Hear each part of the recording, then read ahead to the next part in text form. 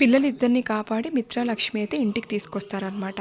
ఇంకా ఎలా ఉంది మిత్ర, నీకేం కాలేదు కదా అనేసి అరవింద అడుగుతూ ఉంటదనమాట. నాకేం కాలేదు మామ్, నాకేం కాకుండా లక్ష్మి అయితే తన చెయ్యి అడ్డు పెట్టింది. అందుకే లక్ష్మికి గాయం కూడా అయింది చూడు మామ్ అనేసి ఇంకా మిత్ర అంటూ ఉంటాడనమాట.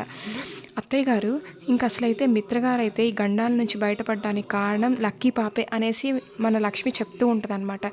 ఇంతకుముందు మేమైతే టెండర్ సబ్మిట్ చేయడానికి వెళ్ళినప్పుడు కూడా లక్కీ పాప కాల్ చేయడం వల్ల మిత్ర గారైతే కార్ స్లో చేశారు. అందుకని మాకైతే మేజర్ యాక్సిడెంట్ అవ్వలేదు, మైనర్ యాక్సిడెంట్తో బయటపడ్డాము అనేసి అన్ని సంఘటనలు చెప్తూ ఉంటుందన్నమాట. ఇంకా మనీషా వచ్చేసి ఏమన్నా అసలు నువ్వు నీకు తగ్గట్టు మార్చుకుంటున్నావు లక్ష్మి, అసలు లక్కీ పాప వల్ల కాదు మిత్ర అయితే గండాల నుంచి బయటపడేది, అసలు లక్కీ పాపే సగం ఆపద మిత్రకి అనేసి పోర్ట్రే చేస్తూ ఉంటుందన్నమాట. ఒకప్పుడు లక్ష్మిని కూడా ఇలాగే అనిందనమాట. అత్తయ్య గారు అసలు మీరు లక్ష్మిని తీసుకొచ్చి పెళ్లి చేశారు మిత్రకైతే, లక్ష్మి ఏదో గండాల నుంచి బయటపడేస్తని, అసలు లక్ష్మి వల్లే మిత్రకి ఇన్ని గండాలు అని అంటదనమాట. ఒకప్పుడు లక్ష్మిని అనింది, ఇప్పుడైతే లక్ష్మి కూతురు లక్కీని కూడా అంటుందన్నమాట.